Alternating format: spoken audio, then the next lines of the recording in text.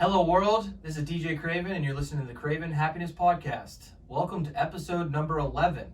We've gone a long way here since Kilimanjaro on our last couple episodes, right to Park Ave here. So without further ado, introduce my guest, Dr. Denny Finton. Thanks for joining me. Hey, thanks for the invitation. Appreciate it. Absolutely, and I got to tell a quick story. Just your name just dropped in me. Is that I've been seeing you since, you could probably tell me longer than I have, since I've had teeth in my head probably, and you've always been Dr. Denny. And to call you Dr. Finton is almost a little weird because it feels like your dad. I know, that's weird. Yeah, that is weird.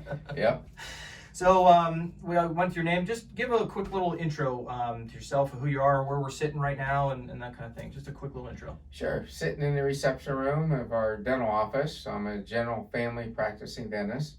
Been here since 1986. Graduated Meadville Senior High School, class of 77. Went to the College of Worcester, 81. I went down to Temple University down in Philadelphia, graduated in 85.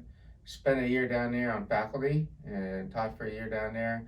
Worked for a specialist on evenings and weekends out in Bryn Mawr, and decided I wanted to get back home, get away from the big city.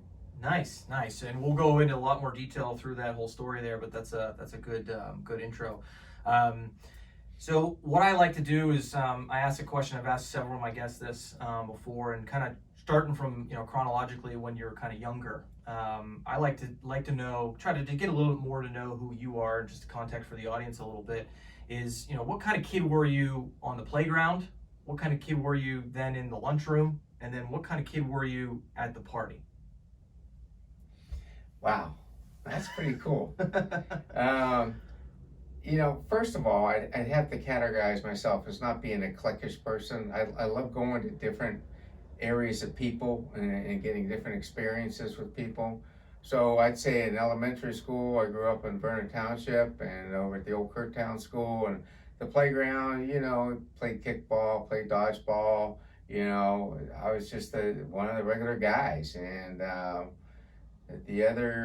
what were the other two places? Lunchroom would be the next one, which is kind of then goes into a little bit of the, middle school time period, anytime in the lunchroom. The lunchroom was pretty cool, especially at the high school, because I hung out with a good group of people and still are friends today. Some of them are patients, and we get in some pretty wild discussions about politics and sports. And, lunchrooms were really cool back in the day because you could talk sports in this table and get over here and talk to politics over here. And back in the day, your voice was changing. You didn't know whether to hang with the boys. The voices were changing, or you hang with the men, that always changing. So, I had friends that were athletes. I had friends that were musicians. I was more of a musician back in the day, but my best friend from high school, Dwayne, still my best friend, and he was quite the athlete, and he got voted best dressed of the class of 77. And I got voted best lips, but that was because of trumpet playing. That's all it was. Sure. We'll check the facts on that later. So some other guests. But as far as at parties, of course that evolves as you get older. In high school, I was definitely one of the shy ones, the quiet ones, and I was kind of like the organizer. And then college, you come out of your shell, because when you go to college, nobody knows who you are. You start with a clean slate. So I hung out with a bunch of the cross-country track runners and got to know that area. And you just kind of grow and mature as you get older.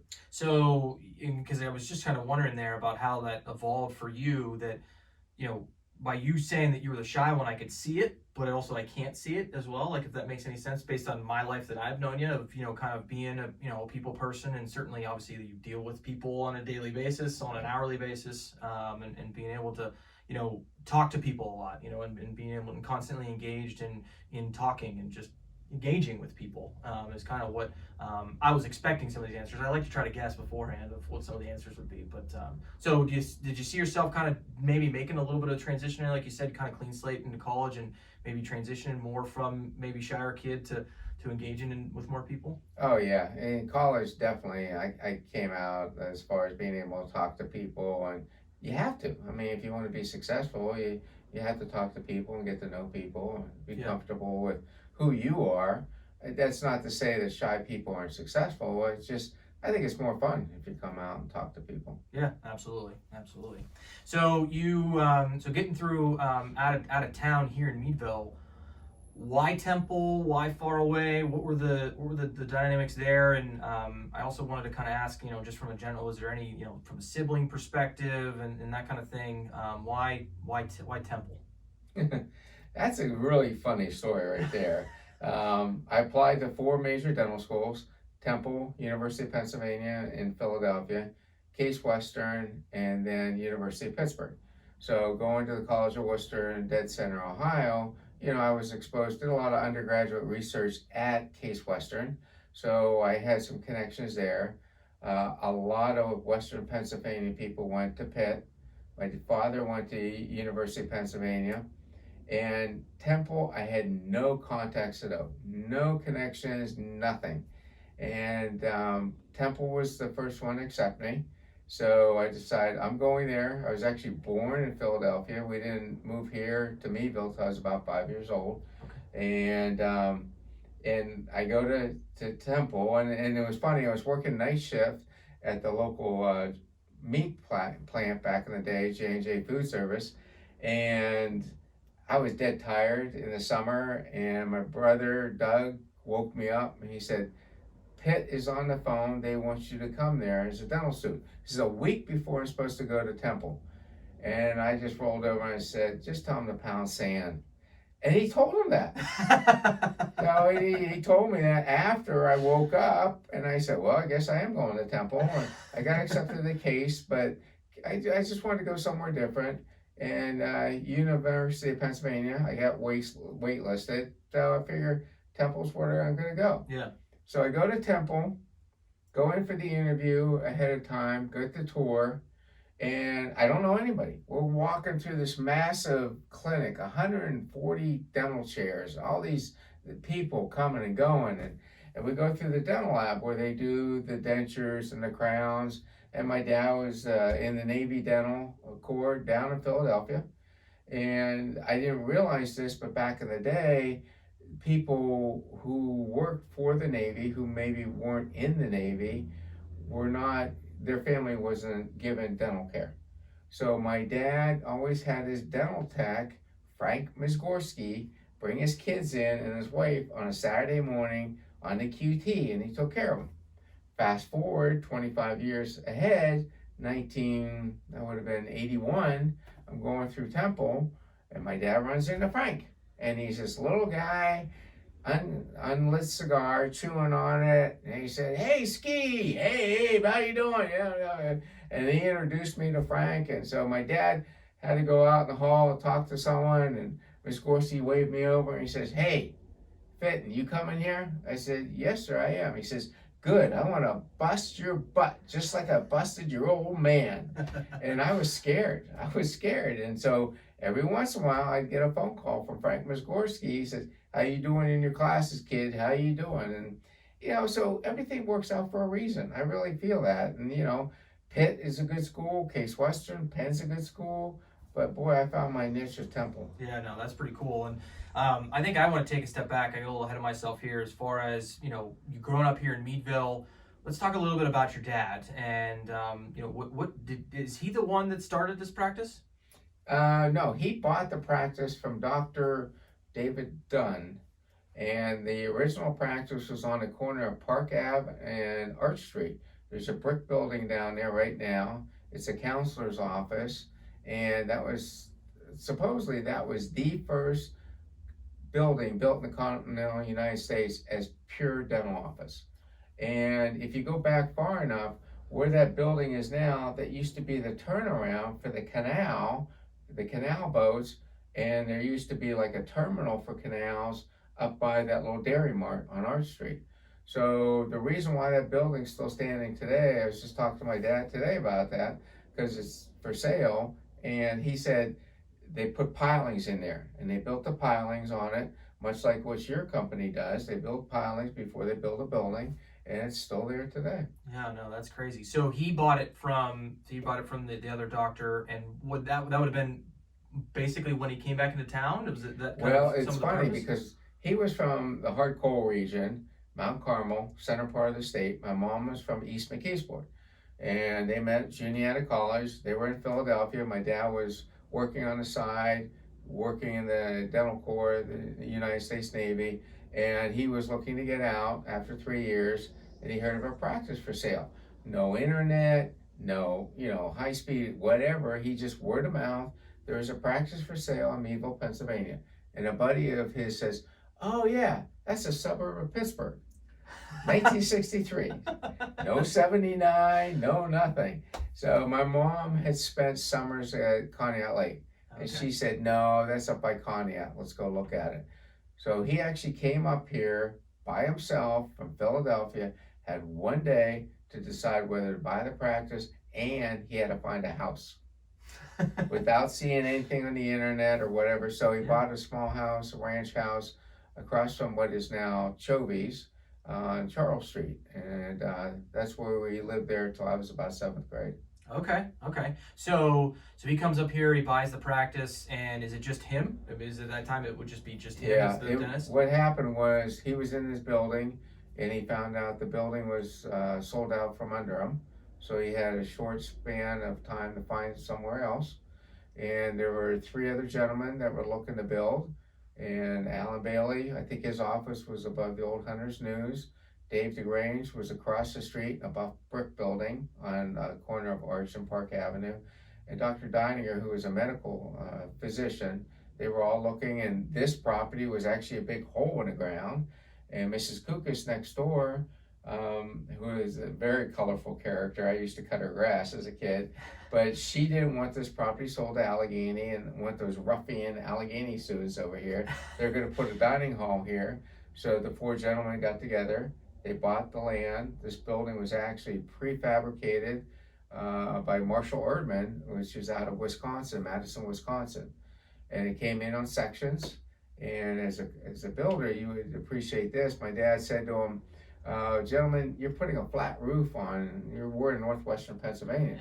And he said, "Well, doctor, not to offend you, but we're from Wisconsin. We know how to build flat roofs." So this building is now, it's 1968 it was built, so 52 years old, and it's only had two roofs on it. Wow. Knock on wood. So yeah, the rest is history. The partners, all of them have now retired. Two of them have passed away, and now there's still three dental offices and a physician here. Yeah, that's pretty cool. So remind me again and inform the audience of your siblings, and it doesn't have to be exact ages, but generally the distances apart from the oldest to down to the youngest, just so I can add some context for some of my questions. Yeah, well, I have two younger brothers. We were 5 generations in the Finton family without any women at all. So this is Wow. the generation of our kids, or the kids now that have nieces and daughters and sisters, whatever. But I have two younger brothers. My brother Doug is a funeral director with his wife down in West Virginia. I'm 61, he is 59.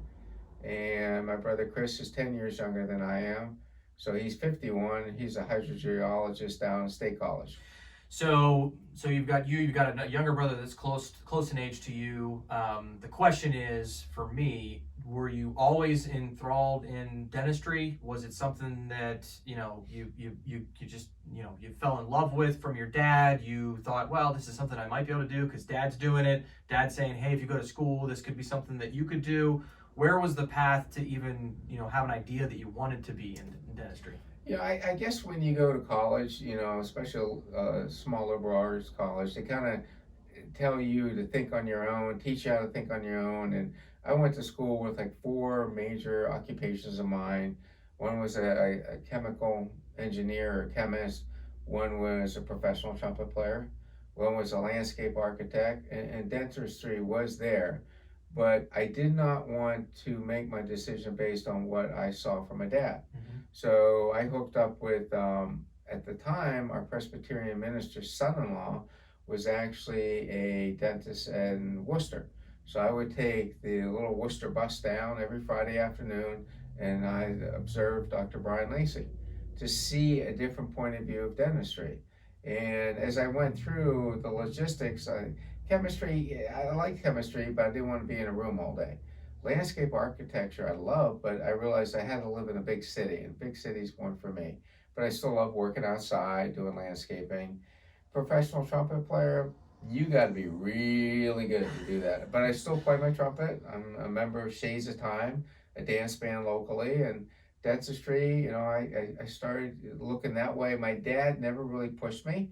Even when I was in dental school, I would ask him, "Hey, how do you do this procedure? This is how we're taught how to do it." He said, "I'm not going to tell you." I said, "Why don't you get tell me?" He said, "You're the most advanced continuing education class I could ever take. So when you come back, you're going to teach the old man." And I looked at him, I said, "Are you going to listen?" He said, "Well, that remains to be seen." So, So not a lot of pressure there, but certainly you saw the lifestyle and you saw it here when you were growing up, and yeah, something that you completely didn't obviously turn your back at, but you wanted to maybe get some experience elsewhere. Makes correct. sense. Yeah, Yeah. yeah, makes total sense. So you ultimately, kind of grew up in the family business. Saw the differences that can make. Being in there, and certainly didn't shy away from that either. Then, obviously. No, and it's funny you say family business. I remember having a long discussion with Doug Lang back when they had Dad's Dog Food and then it became Ainsworth. And I said, Doug, we should have started a club years ago of not only guys who work for their fathers, but kids who work for their fathers. And, we started rattling off all these small companies and successful businesses because when you work with a family member, there's a lot of pros, but there's some cons too. And I'll tell you one thing you got to do, you got to talk. You got to talk it out because how they're doing something might be totally different from what you want to do or what they say. You might be insulted and they didn't mean it like that. But the nice thing is, for the most part, 98% of family businesses, you can trust each other. You're not going to steal from each other. You can yell at each other like you wouldn't a regular employee. But yeah, there's a lot of give and take. And I'll never forget a class that my dad and I took early on. We had a very good financial advisor who advises dentists all over the country. And he looked at my dad and he said, "Is Denny's mom your wife?" And my dad said, "Well, yeah, of course. I mean, what the heck? That's a stupid question." He said, "Think about what I asked you. If your wife was your second wife and it wasn't Denny's mom, that throws a whole different dynamic into it." And I thought, wow, that is really cool. Yeah, So, yeah, it's very interesting. Yeah, because it would, and that's why I asked, I had Justin Gray on early on, and we talked about it a little bit as well of just being able to see it myself as just that firsthand. It's definitely a different experience. There's no doubt really about that. is. Yeah, I mean, again, a lot of pros. Obviously, I agree that they outweigh the cons, but there definitely is there's some things there. There Yeah. definitely is.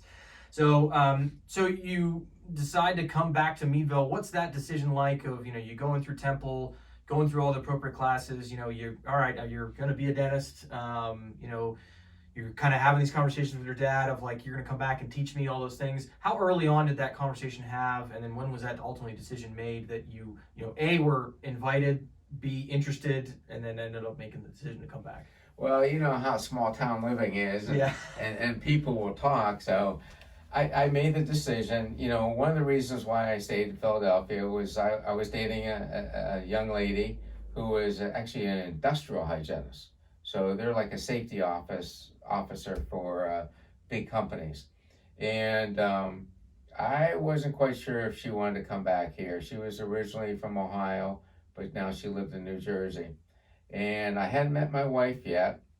And then you fast forward to I start practicing. My dad and I working things out. I do meet my wife. She was a dental hygienist, still is. And Marcy was working across the hall for one of the partners in the building. So poor dental student me has the Volkswagen Beetle or Volkswagen Rabbit with the holes in the floorboard. And Kevin Howick said, "You know how Fred Flintstone's feet would come through?" He said, "That's what's going to happen with your car eventually." And I'm looking at my beat up Volkswagen. I see this sharp little MR2, a little two-seater Toyota, and it belonged to Marcy. So one thing led to the other. We started talking and went on our first date, miniature golfing. And so Saturday morning, we've been dating I know she's dating Dennis in Scranton, and she knows I'm dating a young lady from New Jersey, but we never really talked about it. So I'm down at the market house, beautiful sunny day on a Saturday morning. Who do I run into but Bob Stanton? That'd be Tom Stanton's father, Randy Stanton's father. He was a bigger than life guy, and he said, "Young man, you look a little down. What's the matter?" And he said, "Well, I don't know. I'm kind of dating two women at the same time. It's getting old." I said, what do you think?" He said, "Well, do they like the Conneaut Lake?" Because he was a big Conneaut Lake guy. I'm a big Conneaut Lake guy. I said, "The one in Jersey, no. The one locally, because Marcy's roots are very deep. Her grandfather, grandmother started Hank's Frozen Custard." So he said, "Well, the one in Jersey, she really doesn't like the lake." He looked at me and said, "Broom the broad." I said, "Excuse me, sir?" He said, "Broom the broad." And then he walked away, got his fruit and vegetables at the market house. So the rest is history. Marcy and I have been married since 1989. Nice. That's a pretty cool story. Before that, though, to be able to come even back to Meadville, did you have conversations with your dad about that? For a whole year. Yeah. We talked about the remodeling. We had a really good architect, Bill Douglas, do some drawings. We had to deal with the partners to let them know what we wanted to do. So we really talked a lot, and it was probably on a weekly basis. There again, no internet, no, hey, let me shoot you this photo that I think would work. And there was a lot of trepidation, when you come into a business, and I didn't own it. I was an employee of his practice for quite a while. And, do you use the same account? Do you use the same vendor? Do you use the same blah, blah, blah? You want to be your own individual, but you also don't want to hurt people's feelings. Right, too. yeah. And then any family business, I think you go through a little bit of a cycle like that. Yeah, there's a spot there where you got to navigate those things, right? Absolutely. Yeah, because you've had this history for X number of decades probably, right? And it's they're then having the next generation turn, and is it just an automatic that, oh well, your dad and my dad work together, then that means we're gonna work together type of thing. And yeah. Yeah, there's definitely some navigation there, no doubt, that I'm sure we've both have dealt with even in my young career. And all of that. So now that's pretty cool. So one of the things that I wanted to kind of ask, as you're getting here, and you're like you said, you're an employee first. You're not necessarily viewed that way from the outside, but that's actually how it is. That's the way the structure That's is. the way Yeah. the structure is. Almost anybody would have it that way. How was that for you to be just kind of talk a little bit more about it, even what you just said of like coming in and kind of you've got fresh new ideas, almost guaranteed, that your dad's been doing it this way for X number of years. And was there, like you said, you obviously probably just talk it out, but was anything in there that stories or anything you can come up with that were kind of some of that little bit of pulling of like, maybe we should do it this way, Dad?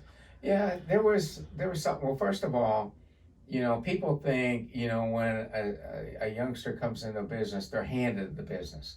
And I would say 90% of the people I know, it doesn't go that way. It's like what the accountants say, you eat what you kill. Right. So if you're not producing, you're not making money, and you're not being able to support your family or pay your student loans. I remember when I first started, rah, I'm still rah. And within 3 weeks, I fired 3 dental assistants. I thought, am I that tough to get along with? But, back then, that was 1986, just like today, people have to show up, they have to be on time, they have to have a good work ethic, and I can train people. I love to train, I love to teach. I still love to teach. If there was a dental school within less than half an hour, 45 minutes drive, I'd probably still teach. Now, granted, we have LECOM up in Erie, but I like the big university to teach in. Yeah. So yeah, we had a little pool tug and pool tug of war a little bit there. But anyways, my dad was very kind. He said, "This is your room. You treat it like you want it. We're gonna buy your equipment. You make it work, and you do your hiring." And he was always there so I could vent. But my dad worked till he was 83. He's just been retired almost 4 years. And that generation, he could say it like it was. Yeah. And people weren't insulted. We didn't have the political correct. I mean, let's face it. He's a cold cracker. He's a Navy dentist. He could always tell it like it was. He's an excellent clinician. But he gave me a lot of the practice management stuff to do. The hiring and firing, the ordering of supplies, basically almost from day one, he could come and go as he wanted to much more readily. Yeah. Whereas I worked in the beginning, I worked 2 evenings. I worked every Saturday morning to build up the practice, and that's what you have to do. But I'll tell you one story. I was probably 27, 28 years old, and did this beautiful cosmetic dentistry case for this young lady who was going to be a model. There's a lot of young ladies out there who always say they're going to be a model. So I respect that. I'm just the teeth guy. Yeah. So I did beautiful. I thought it turned out well. She thought it was well done. And she came into the treatment room. She wanted to show me how well she was taking care of it. My assistant, thank God she was there. And this patient who now lives, I think, in Tennessee or Kentucky, she brings in this book, probably 2 feet by 3 feet. It's her modeling portfolio. Wouldn't you know, it was lingerie. Oh, jeez. Yeah, my face got 3 shades of red, and I thought, oh my gosh, I just want to look at the teeth. Yeah, right. Yeah, I don't need everything else. And I said to my assistant, "You ought to look at this. Yeah. I'm going to go get a drink of water." That's pretty funny. I'm sure you've got plenty of stories like that over the years of from the chair stories. Absolutely, you got to be professional. Yeah, definitely. So with your dad being involved for so long, what was some of the really the dynamics of the similarities and differences is really what I mean as far as between the two of you. Were there glaringly differences, or were there glaringly similarities, at least from your perspective, on even your personality or just how you handle business? I mean, you mentioned obviously that he was a sailor and all of those things, but anything else that's in there? No, I think he gave me the discipline, how to be a little bit more forceful with people, more directive with people. He was a good listener when I come with ideas. But dentists mostly are gadget people, They want the latest gadget. My dad would always say, you don't want to be the first one to buy it. You don't want to be the last one. Let somebody else make the mistakes with it. Mm-hmm. But he was always a gadget guy. And so it was a nice pairing off, We made a good team. And he came in one day, I'll never forget it. He looked at me and said, do you know that today marks the day you and I have been practicing longer together than I practiced by myself? And we were together 30 years. Wow. Yeah, that's a long time. It's a long time, and we have 2 boys who are now 28 and 24, and Marcy worked as a dental hygienist for a little bit. I got to tell this story, though, because if anybody knows my father, and, he's got a very dry sense of humor. He signed up for a periodontal course, so that's all about gum and tissue. And it was at his alma mater, University of Pennsylvania, Ivy League Dental School in Philadelphia. Marcy wanted to take the class too. I was not interested in that, but my mom was going too. So I said, you guys go to the class, and Mom and I'll take Mom shopping, or we'll go see the Liberty Bell, whatever. Well, Marcy was 6 months pregnant, and Marcy had her name hyphenated, Marcy Gillen Finton. And then there's Abe Finton, class of 1958, Penn. They all thought my dad and my wife were a couple. The whole class, the whole 6 hours. I said, Dad, you told them, did you? No. I'm kind of proud of that, So Marcy just went along with it. So the upper crust of Philadelphia thought, oh, here's a guy from little Meville, he's got a young wife. But, it's just little stuff like that. You can have fun with your parents professionally and let other people think other things. Yeah, absolutely. Yeah, no, that's a really funny story. Yeah. So kind of on the theme of the business here, what's next for Dr. Denny, so to speak? What's next? Well, I'm 61. I got a phenomenal staff right now. I don't feel 61. I'm really enjoying dentistry. I miss my dad. I miss having to banter things off of him. But the next thing would be to try and bring in an associate. It's very, very difficult, both in medical and dental, to attract young people to this area of the country. Not this area of the county or this area of the state, but if you look at the demographics, a lot of the population is going to Southeast America and Southwest. So, and that's where your population growth is. That's where your colleges are growing. That's where your cities are growing. But then the guy that's always a bite is our corporate attorney, who I talked about earlier. He said your most successful dental practices are in towns people have never heard of. Yeah. I mean, here in Meadville, it's like, you know what? I left my keys in my car. Your car's still there. Yeah. How many times do you go to a convenience store or a fast food place in the dead of winter and the keys are in the car and the car's running? Yeah. You're not going to do that in Pittsburgh or Philadelphia. You're not going to do that in the area. Right. And I mentor a lot of pre-dental students across the street from Allegheny College. And I say, one of the best things about practicing in Meadville is everybody knows you. Yeah. One of the most difficult things about practicing in Meadville is everybody knows you. That's catch-22. And if they don't know you, you know their aunt or their uncle or their brothers or sisters. And so you do your best every day. You keep your nose clean and you hope it all works out.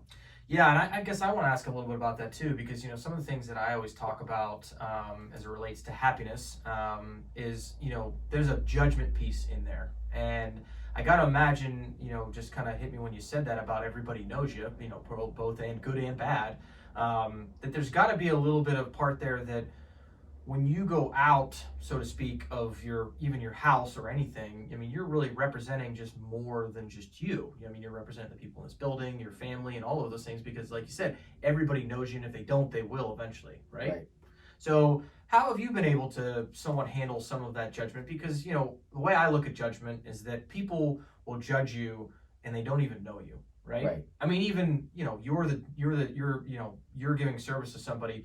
People think that they probably know you, but they don't know you. I mean, I don't even really know you, and I know you, right? So, where have you kind of been able to handle that over the years from a judgment perspective of just others outside, kind of looking in, even though they don't really know what's on the inside?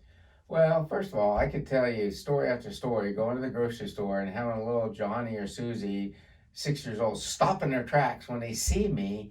And they run back to their mom and dad and say, that's Dr. Denny, that's Dr. Denny. It's like, yeah, they allow me out of my office every once in a while. So you keep your nose clean. You have I am so fortunate to have a really tight circle of friends that I know if I picked up the phone and told them I need help, they'd be here in a heartbeat. And we used to say, go to Pittsburgh to let your hair down.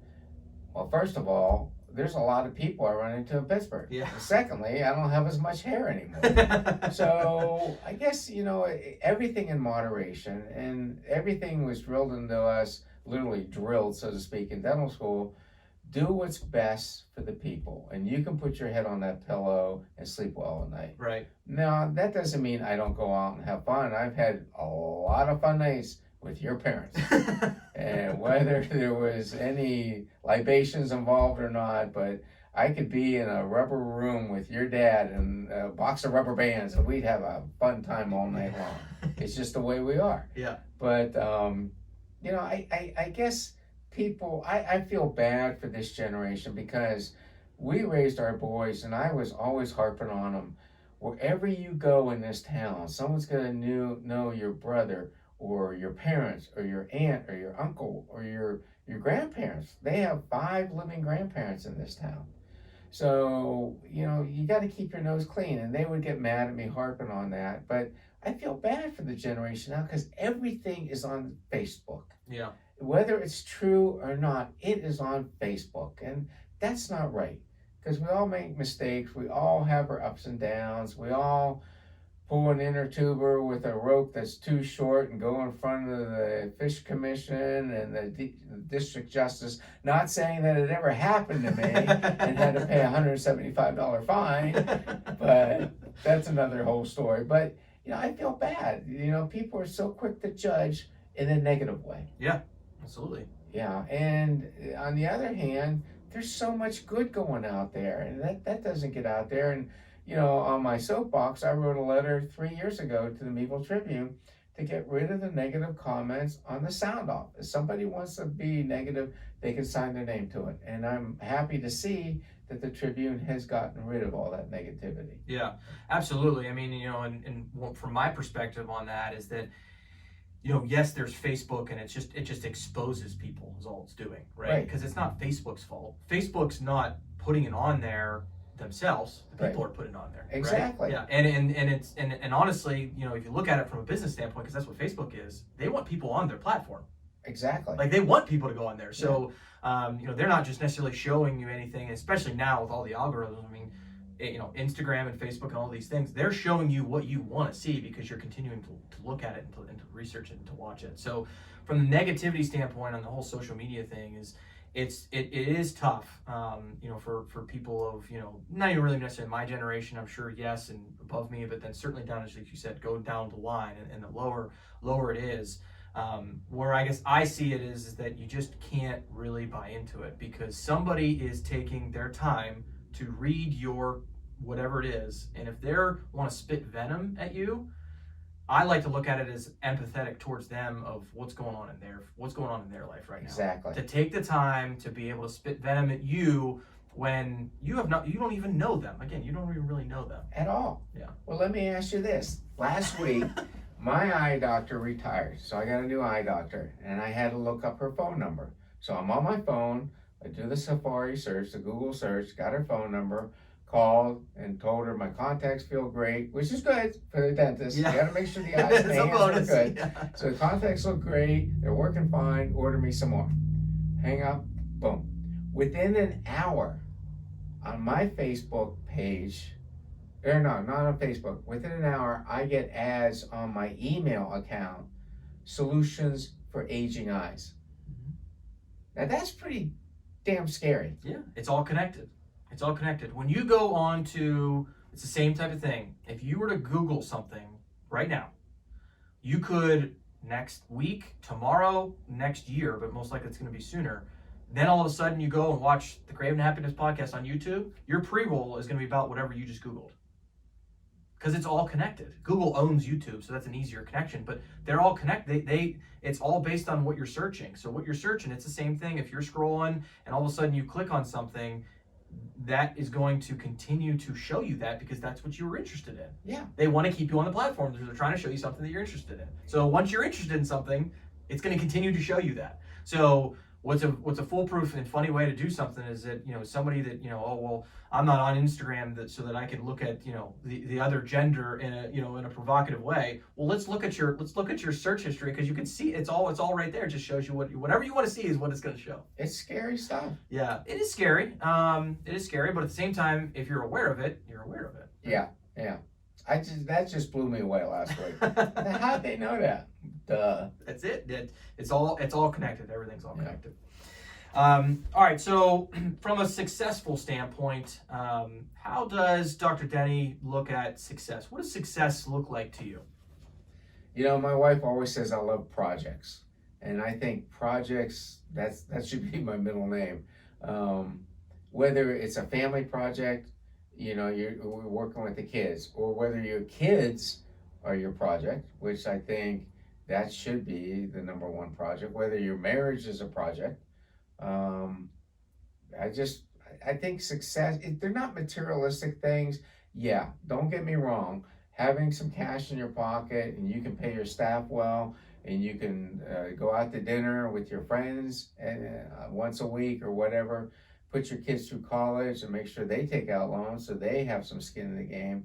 That's all well and good. But I just think, as I've gotten older, and I shouldn't say as I've gotten older, I've always valued relationships. Mm-hmm. Always valued relationships. I mean, your father was our reader from the scriptures in our wedding. And if anyone knows your dad, they're going to say, he read the Bible? Yeah, he did. And he did a really good job. And it's all about friendships, health. I've always had this saying, there are two places. Doesn't matter how much money you have. There are two places where money's not going to help you. One is in a hospital bed. And it doesn't matter how much money you have, if you're in a hospital bed, you're not getting out of it until you're healthy. And two, you ever go to the beach, see some of these wealthy people? They really should be wearing what they're wearing, no matter how much money they have. But no, I just think relationships, our boys are telling me that their generation, they're not into collecting things like Hummels or muscle cars or things. They'd rather do experiences, like what you did with Mount Kilimanjaro. You know, you'll remember that for the rest of your life. Yep, absolutely. When I was 16, I had the opportunity to go to the World Boy Scout Jamboree, and my tent mate was Attorney Glenn Thompson in town. At 16, and that's 45 years ago. And I still remember it like it was yesterday. Yeah, absolutely. Yeah, I couldn't agree more on that. Of the success is not really, I mean, it's not the dollars. Granted, you need dollars to be able to put a roof over your head, some of the things you mentioned, to be able to sustain your life. I mean, you have to have that in some sort of manner. But yeah, it's not about that. The relationships, you mentioned Mount Kilimanjaro. This is my past two previous episodes, part 1 and part 2. And it is, that or the relationships was like the best part of that for me, because the bond that I have with those 9 other people that are here locally, and then the other 40 people that helped, basically carry us up the mountain. You'll just never lose that.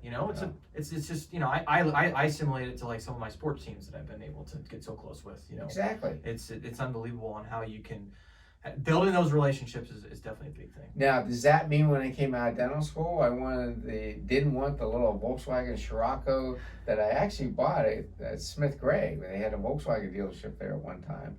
I bought it. We got married. We got a 4-door sedan. Does that mean I didn't refer to my sunglasses as Barnets because that was the sunglasses back then? I did.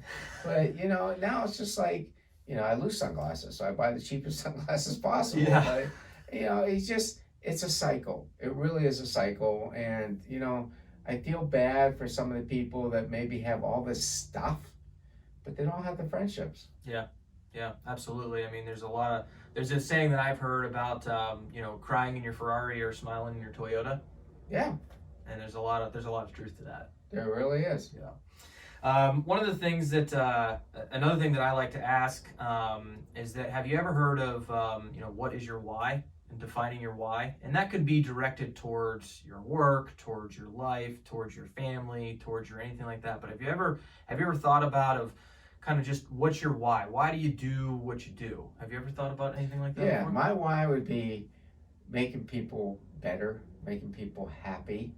I like to fix things. I'd love to be president of the United States. Oh my gosh, I would love to do that. But I would also get frustrated because I can't fix things. Yeah. That's why I feel so fortunate to be in the dental field versus my friends and colleagues in the medical field. Because if I need a piece of equipment, I go and buy it. I don't have to go to the committee who will research it and put in a requisition and get the best bid and come back. And now by the time you get that piece of equipment, it's outdated.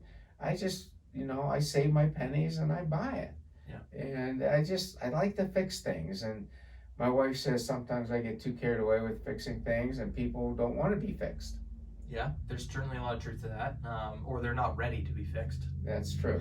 And I'm not talking religion. I mean, there is religion in there too, but I mean, I'm talking ethics. I'm talking, you do the best you can for everyone. And, that's why I do like living in a small town. Yeah, absolutely. Another question that I've asked before is, and you might have answered it a little bit already, but we'll see if you go there again, is what do you fear? I guess my health. I went to the gym today. I go to the gym as many times and as I can. I think everything in moderation. It doesn't mean I'm not going to have a piece of pizza. I fear the loss of a family member. And, boy, when our kids were teenagers, I feared that all the time.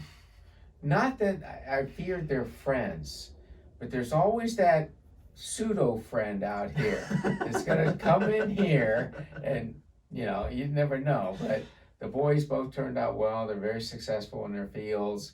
They have very good friends. But I guess both I guess the loss of a loved one and the health. Yeah, and they're both somewhat really the same thing, right? I mean, health of you and health of your family. I mean, that's in essence Exactly. the same thing. I had a saying in dental school: if everyone I loved and cared for was healthy, and I had a full tank of gas and $20 in my pocket, I was a very, very wealthy man. And people would say, "What's with the full tank of gas?" I said, Temple Dental School's in a really tough neighborhood. You wanted to get out of there at night. That's all it was. Now they've cleaned it up quite a bit since then. That was 30 some years ago, but still. Yeah, no, that's pretty funny.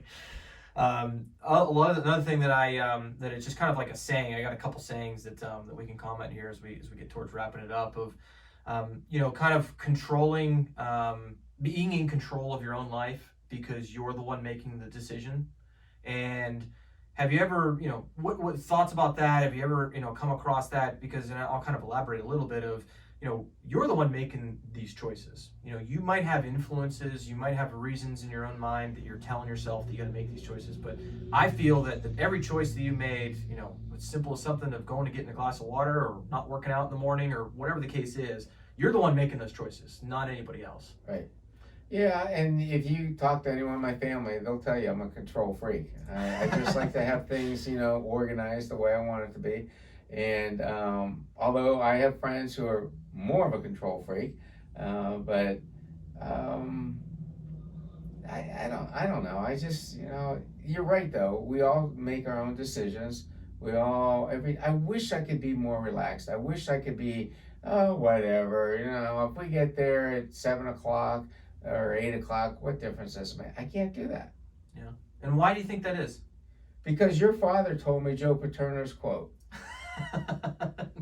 Is it the small things, little big things? Yeah, no, it was for practice or a meeting or whatever. Mm-hmm. If you're there early, you're on time. If you're on time, you're late. And if you're late, it's inexcusable, something like that.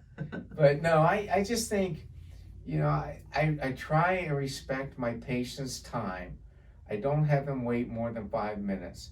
And I feel if everybody would respect people's time like that, it'd be much better, Yeah, time is a funny thing when it comes to perspective and patience. Not like a patient, but patience, being patient and supposed to having things happen fast. And I always look at time. That's something that you can never get back, right? I mean, it's one of the most valuable things that we have because you can't buy it. Right. You can't buy it. You can't buy those moments back. And trying to be able to live in that moment. And from a time perspective, how do you look at it? Again, like you said, you're 61. You're obviously towards the end of your career. I'm sure in your own mind at least. Your dad practiced until he was 79, I think. 83. So you've that's a long time from now. 83. Have you thought about it in that perspective of like that you could be doing this for another 20 years? No, I've talked about, maybe go another 5 years. I'd love to get an associate in here because we have such great families and friends who are patients here. And I don't want an arm and a leg for my practice. I want somebody that I can mentor and bring in. But when my wife says, oh, we replaced all the replacement windows over the last 2 years, I thought, wait a minute, we replaced them in 88, now we replaced them again. So it's kind of weird to think that'll be our last refrigerator we have to buy. That'll be the last windows we have to replace. That is really, really weird. And it's weird when my sister-in-law, the funeral director, says, well, we're in the last third of our lives. I thought, that's kind of morbid. I would like to think, my dad is 87. He goes to the gym 3 days a week. I think, and then I had a retired teacher once tell me, you have to stay as active as you can for as long as you can. Absolutely. I would like to keep going, as long as my health is up. And like I said, the staff I have right now and the people I'm dealing with, my patients, my vendors, it's great. It's great. Here we are on a Friday. I have Fridays off. Right. And that was my staff's doing. I used to take Wednesdays off and I'd come in and do paperwork. So they moved everyone to Wednesday and we take Fridays off. And I feel like I'm on vacation every weekend. Yeah. But that's because I pay my dues. We work 2 evenings a week.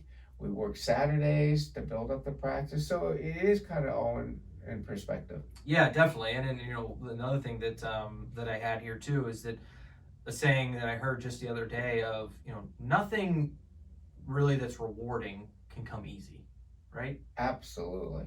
I'll tell you, there's two things I really, really cherish. One is the diploma on our wall back here from dental school. Not, of course, because I graduated from dental school.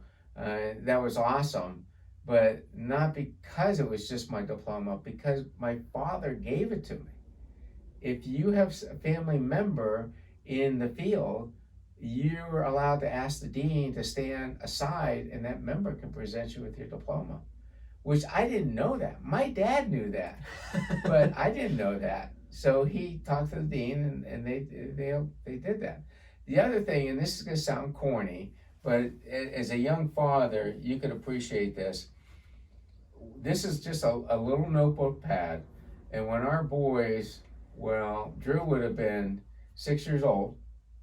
So his chore, because we didn't believe in giving them allowances, his chore was to come down here on a Wednesday and on a Friday and carry all the trash from the side of the building and put it up in the dumpster. And he would get $2 every other week to do that. And then his younger brother, Cole, came along. So they would go down to my private office, they would log in, they'd do the trash, and they'd each take $2 out. And then just to rattle my cage, because they knew I would always be called Dad, they would leave me a note down there and they say, "Hey Denny, we need more ones." But this started them. They opened up a bank account down the local banker, and they were allowed to spend half of it however they wanted to. And then as they got older, the deal was they had to buy their own hockey sticks. Oh yeah. And that made me feel so good to be at a varsity game and see one of our boys snap a stick. You get wedged in the ice or whatever against the boards, against the wall there. And the other parents say, "Oh, that's going to cost you, what, 120, 200 bucks? I said, "Not going to cost me anything. They buy their own sticks." "Oh, how'd you do that?" "Well, it started when they were 6 years old." Yeah. They started earning their own money. Yeah. And then they started mowing the grass out here in the professional building. Drew was 14, 15 years old. I'm looking out there, and he's got everything matches. He's not a hat guy, so his shirt matched his shorts, matched his socks, matched his shoes. His hair's combed, and he's just mowing back and forth. I thought, what is going on with him? He usually wears grubby clothes. Allegheny College women's cross country team ran by. I thought, he's a smart kid. Cole did the same thing because there's a lot of traffic here. That's a good. So again, punchline there is that anything that comes easy, it's so much more rewarding. It's difficult. It's difficult when you're blue collar, white collar. Everything isn't sunshine and roses. I got tough days here, and people calling sick, or you get so close to your patients, find out that they have cancer. And that damn cancer, I just hope I'm still alive when we can beat that to death. Just get rid of the damn thing. But, there's a lot of dental ramifications with cancer. Yeah, I'm sure. And that's why I'm so active with the Meadville Medical Center Foundation and their causes. So, but, when I think I'm having a bad day and I think of somebody up there at the oncology center, my day's nothing. Yeah. I got to get a new tire on the truck, or someone dinged my door, or, the procedure didn't go well, so I got to get Mrs. Jones back again, and she might put on Facebook that I'm not a good dentist. You know what? I don't care. Every day above ground's a good day. Yeah, that's back to that perspective thing a little bit. Absolutely. Yeah. I mean, there's what, 7 to 8 billion people in the world? Yeah. I mean, the fact that we're even in the United States, that puts us in a pretty good percentage. Absolutely. When you see those shots of the Earth from outer space and you think of how really, really small we are, enjoy life the best you can. Yeah, absolutely. Absolutely. Well, I don't have a whole lot. I usually like to leave at the end, kind of an open floor, open mic, so to speak. Anything for the good of the group? Looking back, I would say enjoy life, enjoy time with your kids, definitely with your kids or your family or your friends. So life's just too short, and there isn't a job that's a perfect job. work, it will always be a 4-letter word. There's going to be ups and downs, and that's why you rely on your family and friends, and I feel so fortunate in that way. Yeah. Well, that's good. This has been great. Thanks for joining me. And everybody out there, thanks for listening and or watching, and we'll see you on the other side. Thanks, DJ. Thanks, Doc. You're welcome, bud. Appreciate it. You're welcome.